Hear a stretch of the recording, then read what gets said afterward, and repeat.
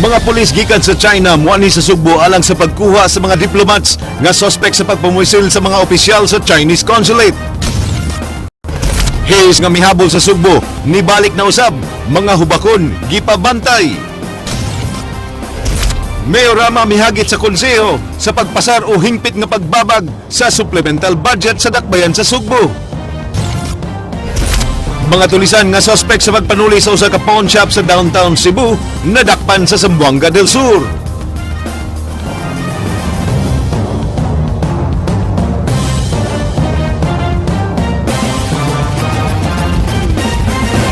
Maayong hapon Sugbo, Kabisayan, mga suspect sa pagpamusil sa Chinese diplomats. Dili mapasakaan og sumbong ubos sa mga international agreement sa mga nasod. Ubos sa international treaties, ang mga diplomats giisip nga extension lang sa ilang mga nasod. Kini giaksyonan ni Ryan Sorote. Suma sa profesor sa International Studies, ubos sa International Agreement sa Vienna Convention, way mabuhat ng gobyerno sa Pilipinas sa mag-asawang suspect nga mipatay sa duha ka consul officials ni atong Miyerkules. Ang mag-asawang suspect nga si Li Qinyang o Gao Jing, protektado sa prinsipyo sa extraterritoriality o exempted sila sa criminal o civil liabilities sa balaod sa nasod. The logic behind this law is that these diplomatic representatives, they are regarded as a detached portion of the state from where they come from. So while they are moving about on the surface of foreign territory, in the case of these Chinese diplomats, while they are moving around in the surface of the Philippines, they are exempted from our laws. Ang 1961 Vienna Convention nga mo'y lagda sa diplomatic relations tali sa mga signatory sa nasod. Dunay duha ka klase sa mga diplomats, ang mga diplomatic representative sama sa mga consul o ang mga traveling sovereign o ang mga presidente, prime ministers o ang mga head monarch sama sa hari. Illegal ubos sa kasabutan ang pagdakop sa mga diplomats nga makabuhat og krimen sa laing nasod, gawas lang kung itugod kini sa ilang gobyerno. Under the law, kaning mga tuhanan no kay nakahimo mangin sila og offense sa Pilipinas. This is to some extent an insult to Philippine territory and the sovereignty of our people. No kay ari gud nila gibuhat among sa laod sa Pilipinas. Bugtong magbuhat sa gobyerno ang pagdeklara sa mga suspect nga persona non grata o mga undesirable person aron mapadeport kini. Kinahanglan usab ipublikar sa kapulisan ang motibo sa pagpamusil aron makabaw ang publiko sa hitabo nga gilatid sa Batakang Balaod nga ang right to be informed. Hinuon, nagpasalamat si Fernandez nga di mga Pilipino ang mga mamumuno sa krimen nga makamugna og diplomatic hostility sa Pilipinas ug China. So one of the realities, classic reality that points to the fact that laws are never perfect is this particular law. Imagine these representatives can do anything. No? They can kill, they can rape, and they cannot be arrested. They cannot be prosecuted. No? Because according to the logic, they did not violate our law. Alang sa Aksyon Bisaya, Ryan Sorote, News 5. Mga pulis nga gikan sa China ang mukuha sa duha ka mga suspect sa pagpamusil sa mga Chinese diplomats sulod sa usa ka restaurant sa Sugbo. Kini giaksyonan ni Ray Pasaporte. 25 ka mga pulis gikan sa Beijing, China gikatakda nga mukuha sa duha ka suspect sa pagpamusil sa mga opisyal sa Chinese consulate sa Sugbo. Una nang niabot sa Sugbo ang Chinese ambassador. Ang mga suspect nga sila si former Chinese consul Li Qingliang ug iyang asawa nga si Gao Jing ana gihapon sa kustodiya sa Cebu City Police Office. Nasuta sa kapulisan nga paltik ang kalibre 45 nga pistola nga gigamit sa krimen. Ang serial number niini gikan sa rehistrado nga armas nga gipanag-iya sa usa ka taga Valenzuela City. The firearm that was here, that was used in the commission of the crime, kanay kumbaga kinopya lang o siguro nagkataon lang na kapareho nung firearm talagang lisensyado. And we were able to trace through the firearms office in Camp Crame, we were able to trace the ownership of that. Hangtod karon, nagdumili pagbutyag ang kapulisan sa ilang nakuha nga impormasyon kung unsay motibo sa nahitabong pagpamusil. Unang gikareport nga ang gimando nga investigasyon sa mga anomalya sulod sa consulate mao ang hinungdan sa pagpamusil. Ang pagpamusil nahitabo sulod sa Lighthouse Restaurant dihang nagsaulog ang Chinese consul sa iyang birthday. Party sila si Deputy Consul San Shan ug Finance Officer Hoy Lee ug naangol sab ang Chinese consul nga si Song Rong Hua. Well, I'm not privy to that. That is their internal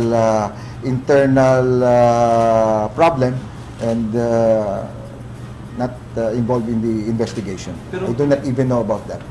Alang sa Aksyon Bisaya, Ray Pasaporte, News 5. Gimando na karon sa mayor sa Dakbayan sa Sugbo ang mas lawom nga investigasyon sa naitabo nga pagpamusil sa tulo ka mga Chinese consular officers. But ni Rama nga musubay sa saktong protokol ang kapulisan. Ang detalye giaksyonan ni Leslie Caminade Vistil. The mayor of the city of Cebu also Gikundina mandated karon sa kagamahanan sa Dakbayan sa Sugbo ang nahitabo sa kamatayon sa duha ka Chinese national ug pagkaangol sa Consul General. Si Mayor Michael Rama di makatugot nga di musubay sa proseso ang kapulisan at kalabot sa mga pangitabo. Ang buot ipasabot sa mayor nga kinahanglan mablater ang tibok hitabo, madakop ang mga responsable ug mapasakaan sila kaso sa korte. Nanganti ang mayor nga kinahanglang seryosohon sa kapulisan ang iyang mando ug musubay sa saktong protokol. it being a crime is the position of the mayor that the police, local police, should go through with the protocol and the process, and they ought to know what to do, and they must be very serious about it, and that is the directive I am letting receive to Colonel John Tinsela and whoever are the people involved in investigating the matter. But masayra ni Rama ang investigasyon sa kapulisan kundo na bay sibilyan nga naangin sa insidente. Iyang giklaro nga bisan og nang gilabot na ang Department of Foreign Affairs apan buot niya nga mohimo og investigasyon ang kapulisan labi na kay dinhi sa Dakbayan nahitabo ang krimen. DFA, which is Department of Foreign Affairs, yes, they have their mandate, but foreign affairs. But this is a local crime being committed, hence it is a local affair. And jurisdiction in criminal law is crime and venue has become jurisdictional. Alang sa Aksyon Bisaya, Leslie Caminade Vistil, News 5. Mga pagtutudo sa 5 ka mga public school sa lalawigan sa Sugbo ang giplanuhan sa Sipadak nga ipa-drug test. Kinigiaksyonan ni Ryan Sorote. Nagkasabot na ang DepEd Cebu Province Division ug ang Cebu Provincial Anti-Drug Abuse Commission nga ipahigayon ang drug test sa mga magtutudlo lukop lalawigan sa Sugbo. Nakadawat og dugang report ang buhatan sa Sipadak nga misakan ang gidaghanon sa mga magtutudlo nga tigamitan og gidili nga drogas. Base sa pinakawahing talaan, 5 na ka mga tunghaan ang ilang gipanid-an karon tungod sa problema sa gidili nga drugs. Mibalibad hinon sa pagbutyag ang Sipadak sa 5 ka tunghaan. The presence of DepEd principals and teachers amo iambit og pangutana kung naa ba mo'y problema or naa ba mo'y gidudahan nga personal nga mogamit og drogas. So right now napun-an jud siya ang Gibutyag ni Herrera nga hinay-hinay nang naimpluwensya ang mga tinunan sa ilang mga magtutudlo nga gikabalakan sa Anti-Drug Commission. Apan mapasalamaton gihapon ang Sipadak sa mga LGUs nga misuporta sa Just Say No program nga anti-drug abuse campaign sa Kapitolyo. we will be recognizing the LGUs who are best implementers of the Just Say No program, and even the barangays na may best barangay pod. Giplano ang drug test sa mga magtutudlo tungod sa report nga dunay pipila kanila na lambigit sa iligal nga kalihukan. Alang sa Aksyon Bisaya, Jinky Rosit, News 5. Di mumino sa 300 ka mga enforcers ang ipakatap sa mga nagkalaing samang sa Dakbayan sa Sugbo karong umaabot nga adlaw sa Kalag-Kalag. Ang report giaksyonan ni Leslie Caminade Vistil. Tulo ka grupo sa mga enforcers mo itahasan karon sa hepe sa Cebu City Traffic Office nga magbantay sa mga dagkong samaang sa syudad ato sa Kalagkalag. Ang traffic enforcers mo gitahasan nga magmintinar sa kahapsay dapit sa samang aron di kini maghuot. Samtang ang mga traffic aids mo'y magman sa saktong designated parking lot ug ang motorized personnel mo'y responde panahon kung dunay vehicular accident dool sa samaang. Ang atong dulan 300 ka mga personnel committed to be deployed na for Kalagkalag alang sa nagkadaiya nga mga menteryo din sa syudad sa Subo sa Kapantan, Careta, Calamba, Sampart, Talamban, Pardo, Labangon, Queen City Garden. Respondihan na yun sa atong personnel kay on standby sila atong motorized personnel sa nagkadaiya nga mga samang ug sa mga roads and intersections. Si Joy Tumulak, ang operations head, may pahibaw nga why bisan usa nga sakyanan ang tugutan nga mo park atubangan og duol sa mga minteryo. Iyang giklaro nga sama sa nangalabay katuigan, ipatuman lang gihapon ang rerouting sa mga sakyanan pagsiguro nga di mumugna og traffic ang mga sakyanan duol sa mga samang. We will implement strictly sa no parking atubangan sa mga sementeryo inigsugod yun sa Kalagkalag. So, mo deploy mig mga personnel nga muman sa mga sementeryo and then mo dakop sa mga violators nga mo park atubangan sa mga sementeryo. Alang sa Aksyon Bisaya, Leslie Caminadi, Vistil News 5. Ani ay maayong balita alang sa mga marinero. Ania na dinhi sa Sugbo ang mga modernong ekipo nga mahimong magamit nila kung sila buot mahimong opisyal sa barko. Kini atong siron sa report ni Ray Pasaporte.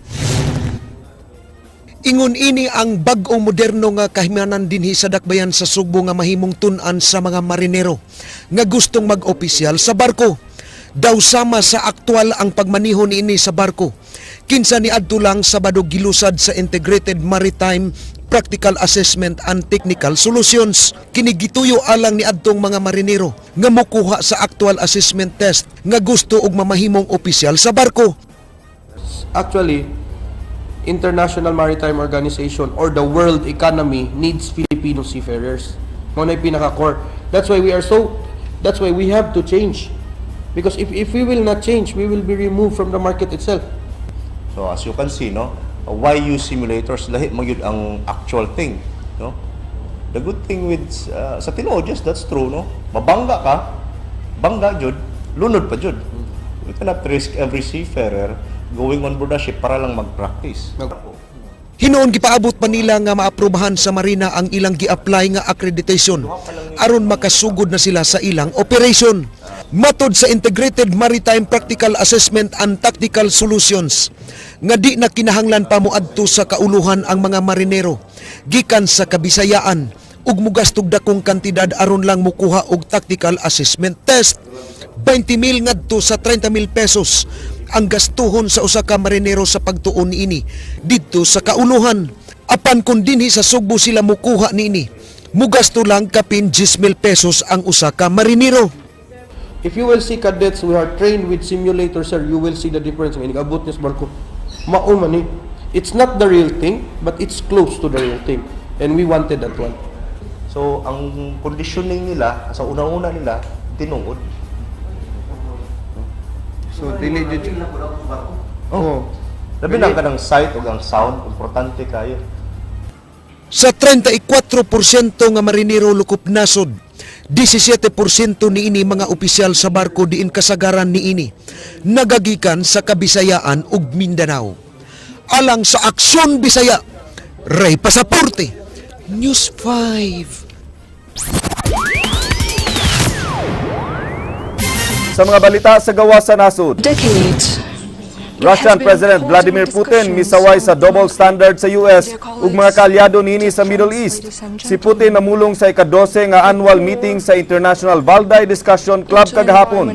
Matod ni Putin, ang Western Coalition mideklarar og gubat sa mga terrorist samtang nigamit usab og mga terorista alang sa ilang politikanhong katuyuan didto sa Middle East. Ang Russian President nagkanayon nga ang mga armas nga gisupply sa Western Coalition nga gitawag nila nga moderate opposition sa Syria napunta ra gihapon sa mga terorista. Si Putin nakapangutana kung unsay diferensya sa pagtawag sa uban nga mga terorista nga mga moderate ug dili moderate. Gikinahanglan usab nga buhagon ang issue sa terrorism ug sa politika sa Syria. Sa iyang pakigstorya kang Syrian President Bashar al-Assad nga bag-o lang nibisita sa Moscow, bukas kini sa usa ka dialogue uban sa mga oposisyon sa iyang kagamhanan. Ang Russia napugo sa paghimo og aksyon human sa usa ka tuig ug tunga nga pagpamomba sa Western Coalition sa Syria nga miresulta lang sa pagkatap sa Islamic State militants. Mato ni Putin, ang pagsuporta sa United States sa mga militanteng pundok sa Syria igo lang midugang sa destabilization sa nasod, inay mutapos sa kagubot. Libuan ka mga estudyante sa Africa nagprotesta tungod sa ipatuman nga increase sa tuition fees sunod tuig. Ang South Africa nagplano sa pagpatuman sa 11% nga increase sunod sugod 2016. Ang mga pulis migamit sa mga stun grenades batok sa mga nagprotesta samtang ang uban nga estudyante gipang dakop. Mga estudyante na nawagan usab sa libre nga edukasyon gikan sa tanan nga mga state universities sa South Africa. Apan ang kagamhanan sa South Africa miingon nga dili sila makahatag og libreng edukasyon. Ang pagpasaka sa bayranan sa eskwelahan gikinahanglan alang sa pag-maintain sa standard. Matod sa mga kadagkuan sa university, manginhanglan sila og dugang kwarta gikan sa gobyerno. Matod nila, nagkadako ang ilang gastos sa pagpadagan sa university, taliwa sa nagkahinay nga ekonomiya sa nasod. Mga estudyante sa 14 ka mga universities ang miapil sa mga protesta.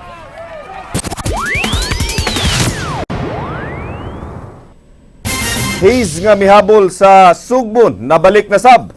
Publiko gipahimungnoan sa pagbatok sa paggawas ug paghanggap sa hangin. Kini giaksyonan ni Ryan Sorote. Niadtong Oktubre 2, unang na-report nga nasigpatan ng haze sa Pilipinas. Ang kawanangan sa dakbayan sa Sugbo, ang usa sa pipila ka mga lugar nga gihabol sa haze sulod sa pipila ka adlaw.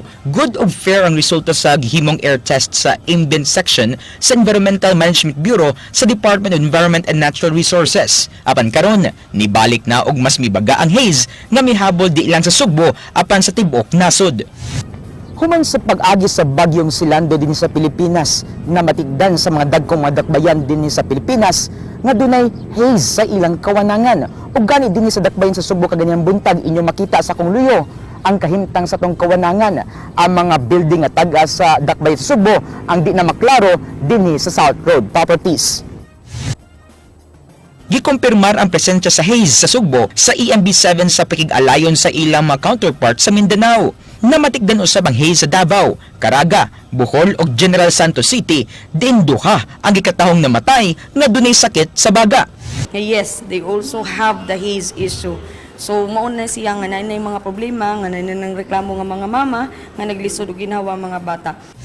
Subling mi pahigay og air test ang EMB7 karong adlaw aron susihon ang kalidad sa hangin kung makadaot ba kini sa panglawas. Matud sa buhatan, nabalaka sila sa report na ilang nadawat sa ubang bahin sa nasod nga dunay mga giingong gipang-atake og hubak tungod sa haze.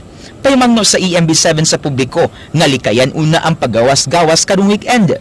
Prevention is better than cure, as I've said. Kung mas maayo nga sa balay lang usa karong weekend, samtang wala pa tayo gigunitan gyud nga quality sa ato ang air. Ang parang niya, it is not only in Indonesia, also in Malaysia. Base sa satellite model sa Pag-asa, gikumpirmar ang presensya sa haze sa nasod. Makita sa satellite nga labing apektado ang Mindanao nga mo'y duol sa Indonesia nga mo'y gigikanan sa haze. Pipila na kasi man ang firefighting operations sa hitabo nga wildfire sa Indonesia. Tungod sa hitabo, gidala na sa hangin ang haze gikan sa Borneo nga dunay direksyon nga northeast. If you observe also, makita na itong haze, smoke haze. But, ano man inibalik na, it is because of the habagat. Habagat nga, gi-induce ni Lando na karon low pressure area. Magpabili ng habagat sa nasod, sud sa duha hangtod sa tulo ka adlaw. Una kini pulihan sa amihan nga mo'y muduot sa haze balik sa Borneo. Alang sa Aksyon Bisaya, Ryan Sorote, News 5. Office of the Senior Citizens Affairs dili na manawat og mga transferees gikan sa laing LGU human na matikdan nga posible lang iapa sa ang uban mao dagko nga financial assistance nga ilang madawat gikan sa lokal nga kagamhanan sa Sugbo. Ang report gisundan ni Leslie Caminade Vistil. Gipahugtan na karon sa buhatan sa Office of the Senior Citizen Affairs ang ilang pagpanawat o mga registrants nga mamahimong miyembro sa OSCA Cebu City. Ilang gipahibaw nga di na sila manawat og mga transferees pagkakaron aron matagan og prioridad katong mga senior citizens nga nagikan sa syudad. Ilang nabantayan nga misaka na karon ang ihap sa mga namalhin nga senior citizens. Nabalaka sila nga posibleng giapas lang sa uban ang financial assistance nga madawat gikan sa City Hall. Oh, in order that kay kada na to if they're transparent, it means nga wagis na diri nakabuhis diri, was na makatabang diri sa atong syudad sa Subo. Ano? Sa coffers na to. Muna nga we only allow kana taga diri jud nga taxpayers. Isa ba sa reason, sir, is kanang giapas sa mga transferees na money? Yeah, financial assistance. Gipasabot ni Chavez nga way angayang kabalakan ng mga senior citizens sang litbisan asa pa kini nga dapit makadawat gyud sila og kaugalingon nilang mga financial assistance gikan sa ilang LGU. Now, if they say that they like only ID, well, they can get their ID there. Asas lang a place, anyway, the same privileges magyapon that is applicable nationwide man ang ID. Masin ka dito ka sa Toledo, pwede man ang ID nila throughout the Philippines man na siya. Posibleng karong umaabot Oktubre 28, makadawat na usab sa ilang mga financial assistance ang mga katiguangan. Padayag pa ni Chavez nga tentative pa hinuon ang maong pahibaw tungod kay mag-agad sila ni Mayor Michael Rama. There is a significant date. It will happen on October 28, which is the birthday of Mayor Mike. Now, you know, Mayor Mike is very compassionate with the senior citizens. It might be also a birthday gift from him for the senior citizens. It will be given on or before 28 or after the 28. Alang sa Aksyon Bisaya, Leslie Caminadi, Vistil News 5. Mayor Michael Rama nanawagan sa mga sakop sa BOPK nga muundang na sa ilang pag-deliver og mga privileged speeches sa konseho alang sa pagbabag sa supplemental budget. Alang sa mayor, mas maayo kung desisyonan na lang nila ang pagpalabang o hingpit na pagbasura sa supplemental budget. Gipugnan gihapon sa majority sa konseho nga kaalyado sa BOPK ang ikatulong higayon sa pagtuki niini. Naapektuhan na ang mga serbisyo sa syudad tungod sa kakuwang sa pundo nga nag-ung-ung sa supplemental budget. Lakip nga mahimong problema ang pagkolekta sa basura. They should not be, they should stop doing any privileged speech anymore on their side, but they cannot stop us from doing it. Because until they will just have to approve, and disapprove, do not let them be coming out with all other reason trying to hoodwink, mislead, create an atmosphere of hallucination, mysticism. Hello, that's already been done. Houdini is dead. Magic has already been revealed. Usa ka bag-ong kahimanan gitanyag sa PLDT aron i-secure ang imong pamati bisan og halayo sa imong panimalay. Pinaagi sa PLDT Home, makauban ra gyapon nimo ang imong pamilya. Kini giaksyonan ni Edwin Cañete. Mapasikarbon nga gipaybaw sa kadakuan sa Philippine Long Distance Telephone ang PLDT Home nga nahimo karon nga numero 1 sa tibuok nasod, ilabi na sa kalungsuran dinhi sa Sugbo, sama sa Mualbual ug Daan Bantayan. Sayo nining tuiga ang PLDT miimplementar sa ilang sunod-sunod nga pag-upgrade sa ilang internet fiber plans aron mahatagan o katagbawan ang katawhan, ilabi na dinhi sa Sugbo nga adunay 100 sites sa fiber. Gipasabot ni Gary Duhali ang marketing sa PLDT Home nga susama ra ikaw nga naa sa inyong panibay bisan kung anaa ka sa imong opisina. Imo gyapon nga makita ang kalihukan sa imong mga anak ilabi na panahon sa kagabihion. Relevant to the families in the Philippines is really being able to watch over, monitor their kids even when they're not at home. Sama nining gipakita sa video.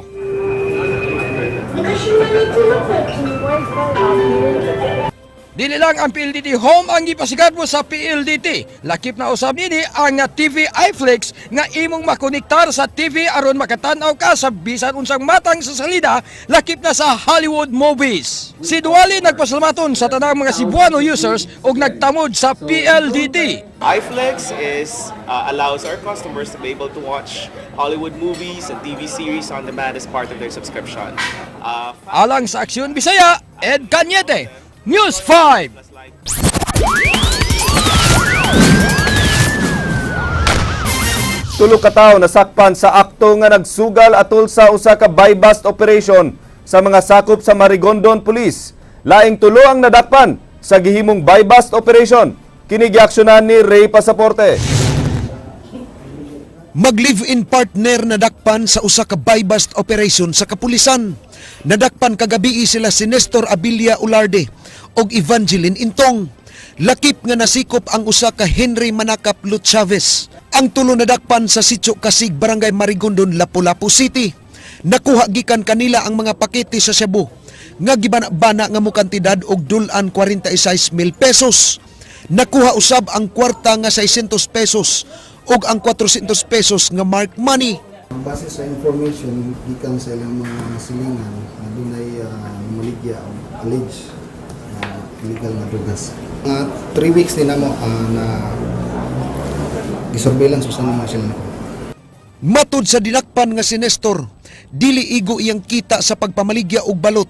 Hinungdan nga namaligya siya og shabu. Samtang nasikop usab ang tulo ka mga lalaki nga sila si Nestor Turion, Abner Torres og si Benji Manggiran. Sila nasakpan sa akto nga nagduwa og tong-its.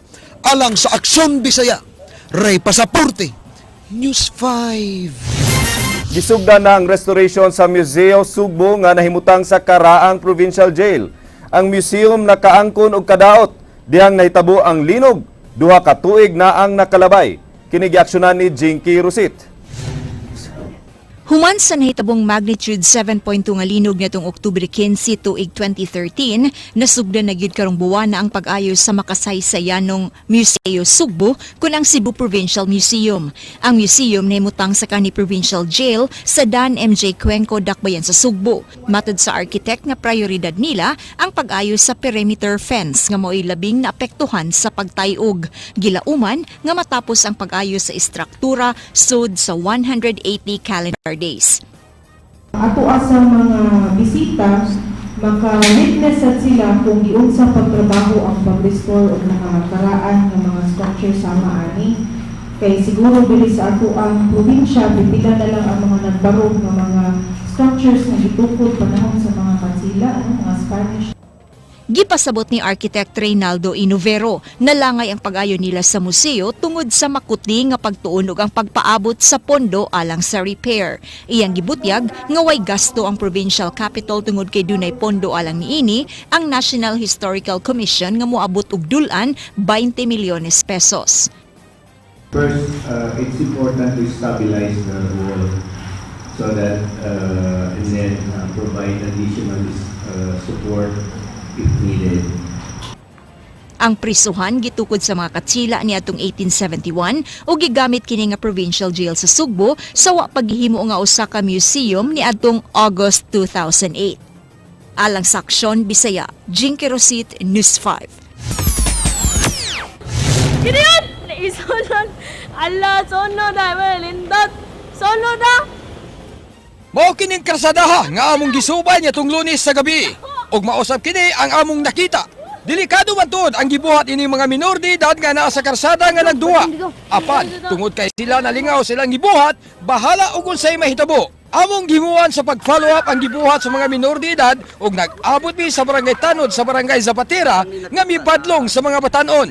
Subli na usab unta nga mag-skateboard og roller skating ang mga batanon atol sa akong pag-interview ni barangay Tanod Arnel Rubines. Nag-abot-abot ang mga batanon, apan gibadlong sila sa tanod. Si Rubines miingon nga human nila nadawat ang reklamo sa mga residente sa naisgutan nga dapit, ilaw sa dayon kining gihimuan sa pag-follow up. Apan, sila rosap ang gibantayan sa mga batanon, gumikan kay inikawagtang nila, mubalik rosap sila dayon sa pagduwa. Iyang nabatayan nga daghang grupo sa kapatanunan nga mag-abot sa waong lugar, og siya nagpasalamaton nga wala maggamit og drugas ang mga batanon. Magsugod mi badlong. Anto na nga. Oh, kami na sa badlong mo mong lakaw sila. Pagka dangtan sa rog mga usa ka oras o 30 minutos lain na sang grupo. Niadtong Lunes sa gabi, atong masaksihan ang pipila ka mga minor de edad nga nagduwa og skateboard. Apan dining orasa, way bisan usa ka bata nga nagduwa. Atong pasalamatan ang kadaguan sa barangay sa Batira nga ilang gihatagan ng aksyon sa pipila ka mga problema usab sa mga residente gumikan kay saba kayo bisag halaw na ang kagabiyon. Alang sa aksyon dayon, Ed Cañete, News 5. Happy anniversary sa kanato sa Aksyon Bisaya, atong ikaupat nga tuig nga pagserbisyo sa publiko. Happy anniversary mga kapatid. Ug mao kadto ang mga balita sa Aksyon Bisaya, kini si Glenn Soco, mga balita nga pundasyon sa ligdo nga opinyon ug konkretong solusyon. Bisan asa, bisan kanusa, kapatid, kay di lang kutob sa balita, aksyon!